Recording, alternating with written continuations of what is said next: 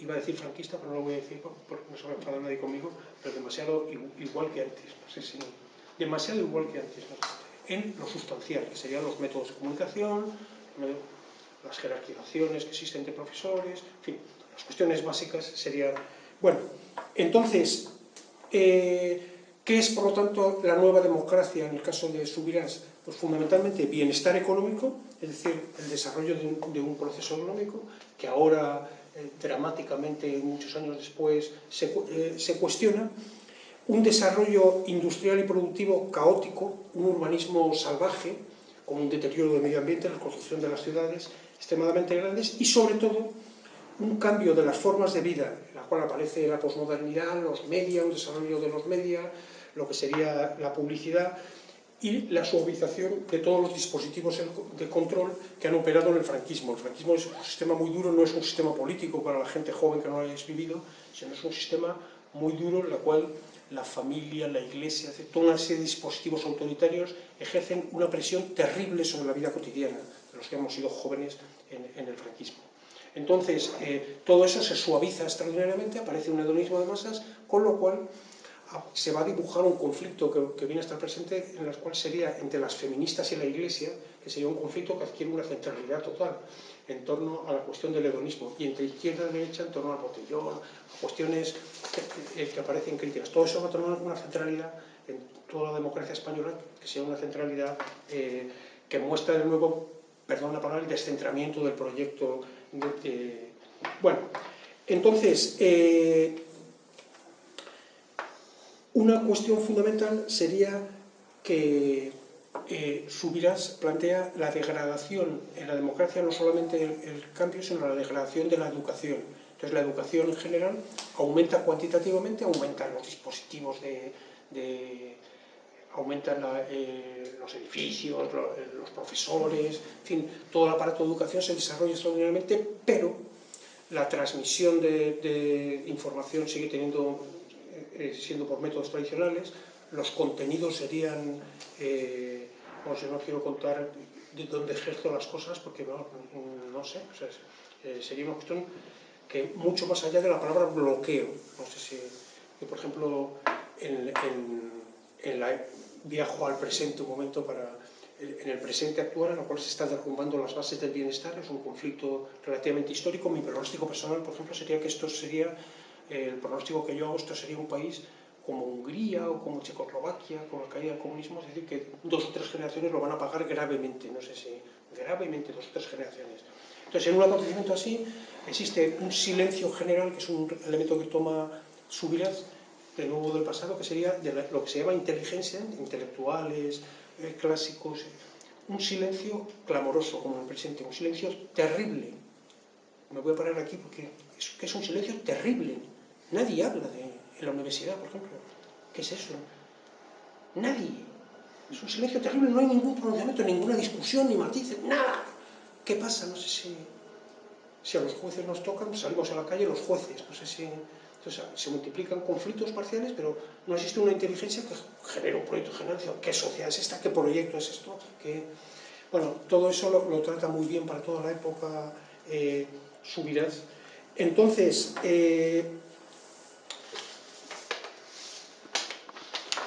plantea un eslogan que sería que hay un crecimiento numérico, pero un estancamiento moral, individual, intelectual en toda la democracia. Y luego, con respecto al aparato educativo y a la universidad, plantea una cuestión fundamental, no quiero desarrollarlo mucho esto, es una crítica muy fuerte. Él cuenta su experiencia como profesor de estética en Barcelona, es una experiencia de risa, aunque mi experiencia, por ejemplo, yo, Juan Irigoyen, no sé si mayor de edad, mi experiencia es más fuerte que la de él, no sé, me gustaría encontrarme una vez para decirle, la tuya de Barcelona fue fuerte, pero la mía aquí en Ghana, no sé si bastante fuerte. Lo que sería una burocracia eclesiástica, que hay que viajar no al franquismo, sino que hay que viajar mucho más atrás para entender un poco cómo se toman las decisiones, cuáles son los mecanismos de disciplinamiento, etc. Bueno, entonces, con respecto a la educación, plantea una crítica fundamental. En segundo lugar, hace una crítica fundamental a la administración, una nueva democracia tendría que plantear una nueva administración. Y una nueva administración sería aplicar la inteligencia, generar una inteligencia colectiva y aplicarla a los asuntos públicos. Entonces ahí dialoga continuamente con toda una serie de autores y fundamentalmente con Ortega y Gasset, que recoge algunas frases inquietantes de Ortega y Gasset. Ortega y Gasset plantea en los años 30 que el Estado español en general, antes del franquismo, antes de la República, es incapaz de aplicar la inteligencia a las cuestiones públicas y plantea una cuestión tan dura como que parece como si la gente que compone la administración sería la frase textual de Ortega es una élite invertida, la élite de los peores, dice, están arriba, que son autoritarios como Malasaña, etc. Bueno, entonces, plantea con respecto a la administración rutinas, dirigismo, obstáculos a iniciativas, llega a decir guerra a la sociedad civil, ineficacia, irresponsabilidad, corrupción, apoyo a intereses privados, en fin, todo un cuadro con respecto a la administración realmente duro. Soy consciente que en el momento que hay, ahora plantearé otro proceso histórico en el presente, estoy hablando de estos años, esa administración está siendo asaltada muy duramente por un nuevo capitalismo internacional, muy duramente. Entonces es duro decir esto, no sé si hay interferencia en ese sentido, pero vamos, en general la democracia ha mejorado poco lo que sería la atención a los asuntos públicos, la organización, la inteligencia, etc. Bueno, una de las cuestiones más importantes del presente, si queréis ver lo que es el presente, pues hay un periodista que se hace llamar a sí mismo el follonero, no sé si, que los domingos por la noche saca historias realmente fuertes, no sé, fuertes, persistencias históricas, no sé, durante muchos años, que vienen mucho más atrás. Bueno, entonces, y por último, Subirás plantea, que es toda la artillería del libro fundamental, estaría centrada en una cuestión fundamental que sería que al no existir proyecto democrático, hace una crítica fundamental a lo que los sociólogos llamamos la agencia, sería a las élites que impulsamos la transición, que no teníamos proyectos y nos oponíamos a un aparato como era el aparato franquista, un aparato absolutamente autoritario, en fin, no quiero poner adjetivos muy fuertes. Entonces nos oponíamos a ese aparato y reclamamos una democracia, pero no teníamos suficiente proyecto para impulsar una democracia. De tal forma que una vez nos hicimos con el Estado en general, se nota la ausencia de proyecto. Entonces él hace una comparación en el libro entre los militantes de esa época, entre los cuales me cuento que nos enfrentábamos a un aparato vertical como sería el franquismo, mediante la creación de un aparato vertical con pocas capacidades teóricas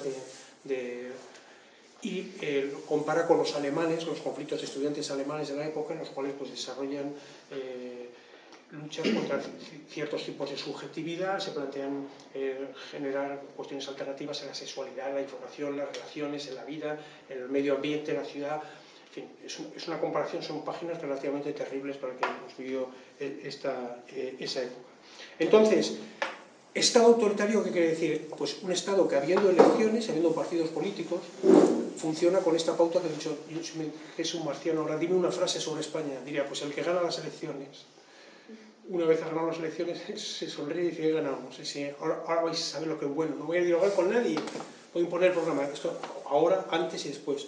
Entonces las imágenes terribles, no quiero ser cruel, de Felipe González y Alfonso Guerra cuando ganaron el 82, que se reían, no sé si sois más veteranos, se reían de la oposición, yo no sé si lo recordáis, no sé si alguno lo recordáis, en el Parlamento cuando estaban riéndose, simplemente hay una especie de desprecio a la oposición y por lo tanto el franquismo, hay un historiador fundamental, es un historiador británico que se llama Isaac Deutscher, que es especialista en lo que sería el comunismo en general, entonces tiene libros fantásticos de biografías de Trotsky, de Stalin, todo un montón de libros, y él plantea una hipótesis de toda su obra, que sería que quien se opone a un sistema jerarquizado de poder acaba asumiendo las mismas posturas. De esa forma que es explicable los sares rojos después, de que después de una revolución parte de las cuestiones que se combatían se trasladan al grupo que ha triunfado. Bueno, pues prácticamente aquí ocurre lo mismo, entonces voy a decir simplemente algunas cosas que él plantea.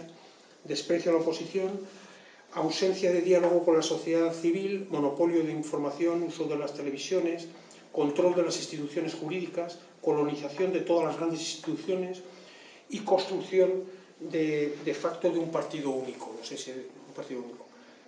para gente que no es de mi generación, que no es de la transición, gente joven que nació después y que en los años 80 y 90 incubó conflictos nuevos, cuando se evocó el presente con lo que sería el 15M, a mi entender, y toda una serie de acontecimientos nuevos, pues lo que un tipo muy brillante, joven de la época, llama que la sede del poder es, él llama, me encanta esta imagen, la esquina entre la calle Génova y la calle Ferraz. Es decir, esto sería el partido único, no sé si la esquina entre la calle Génova, repito, y la calle Ferraz. En esa esquina radica el poder. Bueno, entonces, fundamentalmente aparece caudillismo providencial, bueno, es una cuestión muy fuerte. Pero lo más importante del poder, que desarrolla prácticamente todo su libro, sería el modo de ejercer el poder. Entonces, el modo de ejercer el poder, habría una cuestión fundamental que sería el abuso de poder. El abuso de poder sería lo que sería el espíritu caciquil, lo que sería la incompetencia en muchas ocasiones. Muchos de los asesores en general no tienen competencia, serían por amiguismo. Lo que sería la irresponsabilidad. La responsabilidad sería una cuestión fuerte. No quiero viajar al presente, pero si la Junta de Andalucía es verdad lo que dice el rector, que le deben 250 millones de euracos a la Universidad de Granada, eso es una irresponsabilidad tremenda por parte del poder. Tremenda. No sé si es una continuidad histórica. En cualquier sitio que rasquemos aparecen en España, en el Estado, irresponsabilidades cosmológicas muy derivadas de todo el sistema anterior. Lo mismo, una cuestión fundamental sería la crueldad con los débiles. Me permito viajar al presente de nuevo, las terribles imágenes que vemos todos los días ahora cuando quitan las prestaciones a la discapacidad y tratan cruelmente y con desprecio a las cuidadoras, no sé si, y no a los registradores de la propiedad, que sería un residuo no del franquismo, sino construido históricamente en España. No sé si que esta mañana Soledad, una periodista del País, Soledad Gallego, lo planteaba en su columnilla en la radio. No sé si quieren ahorrar, que quiten los registradores de la propiedad. En toda Europa eso es una oficina con un administrativo que registra. Ahí aparece un tío que se cobra una parte. Bueno, entonces, crueldad con los débiles, mezquindad, vulgaridad y mala saña, y sobre todo ausencia de pluralismo. Yo suelo preguntar, no quiero ser muy duro, que no me conocen muchos de vosotros, no me conocéis, pero yo suelo preguntar a mis alumnos, alguno hay por aquí, suelo preguntarles, yo doy en cuarto y quinto de sociología, de la licenciatura, les suelo preguntar, ¿vosotros habéis visto alguna discusión entre sociólogos alguna vez? Me dicen, no, nunca. ¿Habéis visto una discusión entre intelectuales? No, nunca. Entonces, por contar una cuestión de la época, sería, yo que he vivido en Santander muchos años, he tenido el privilegio en los años 80 de ir a la Universidad Menéndez Pelayo. Entonces, en la Universidad Menéndez Pelayo, los cursos que se hacían entonces de filosofía, ahora ha llegado la empresa del neoliberalismo, ya no hay cursos de filosofía, pero iban todos los filósofos de guardia y no discutían entre ellos. De tal forma que tú, el lunes entraba Sadaf, hacía una intervención, el martes entraba Sabater, hacía otra completamente distinta, y no se juntaban para discutir. De tal forma que esto es relativamente mutilado. Ahí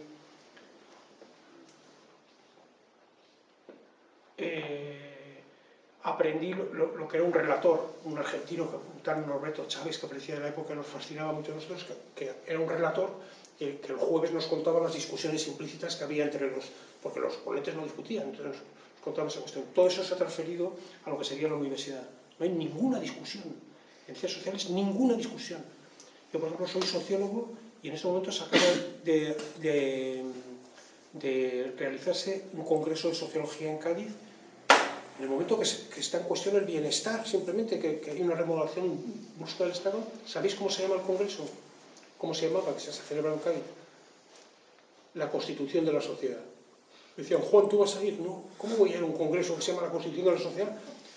Si fuera elegante, posmoderno, no sé si en plan Gurruchaga de la época, no sé si se llamase la Constitución del Cosmos, tanto es voy. Pero la Constitución de la Sociedad, sin hablar de los desahucios, sin hablar de las reestructuraciones sociales, sin hablar del modo de tomar decisiones del Estado, sin hablar del problema. ¿Cómo voy a participar en un congreso así? No sé si... Bueno, sería típico de lo que sería... Bueno, entonces voy terminando la cuestión de Subirás, el silencio de la inteligencia, silencio radical, cada cual en su grupo mediático, cada cual con su discurso, cada cual subordinado a la cuestión y sin vínculos laterales, sin discusión. Y por lo tanto, en ese escenario, y esta es la idea fundamental del libro, ya termino con esta cuestión, en ese escenario en el cual las fuerzas que impulsan el cambio no tienen un proyecto y por lo tanto reproducen modos de poder del pasado, en ese escenario las fuerzas del franquismo, que no han desaparecido en la transición, que son grandes instituciones sociales, se van rehaciendo. No sé si se van rehaciendo. Yo que he tenido la suerte, el privilegio en estos años de moverme mucho, a mí mucha gente me ha dicho, mucha gente ilustre de profesiones, médicos, etcétera, me han dicho: tuve miedo el 82. Miedo. Cuando ganaron el PSOE con mayoría absoluta, tuve miedo de que hubiera un cambio real, de que... Y ya se me ha pasado el miedo, me lo decían en el año 90, no sé si... Se me ha pasado el miedo, sé que esto no va de cambio real, no sé si sin más. Entonces todas esas fuerzas van rehaciendo todos los mecanismos mediante toda una serie de procesos complejos, me gustaría contarlo más largo y tal, sería... Y el presente se puede explicar por eso, no sé si... Entonces ahí voy a hacer una ironía para la gente que ha vivido la transición. En los años 77, perdón, antes de la democracia, cuando ya había una situación de semi-legalidad, cuando había una manifestación o algún tipo de asamblea o concentración en la calle, pues no sé si gente que de esa edad, de mi edad, por aquí lo recuerda, cuando venía la policía, pues había una broma colectiva, la gente decía: que vienen, que ya están aquí, que vienen, que ya están aquí, cuando venía la policía. Entonces, esto dramáticamente, las fuerzas que se han ido rehaciendo, podemos decir que vienen, que ya están aquí, no sé si, y ya están aquí. Ya están aquí y están actuando como se actuaba en el franquismo, a saco. No sé si... ¿Qué le importa dialogar a un tío con... Entonces, los usos de poder en este momento sería un salto de grado. Entonces, Gallardón, el reformista, no sé si dialoga con los jueces y con... a saco, sin más. No sé si en 2 años van a caer todas las piezas, los rectores, ¿qué importan los rectores? No sé si sería... No diálogo fundamentalmente. Bueno, entonces, el milagro económico, político, intelectual y social español sería relativamente ficticio, en ese sentido, ficticio, tiene elementos de ficción y genera un discurso de ensoñaciones. Aquí, por ejemplo, decir que Andalucía es la California de Europa, que se decía en aquellos tiempos, y sería una cuestión de excesos verbales y excesos de imaginación realmente, en el caso de Andalucía, patéticos.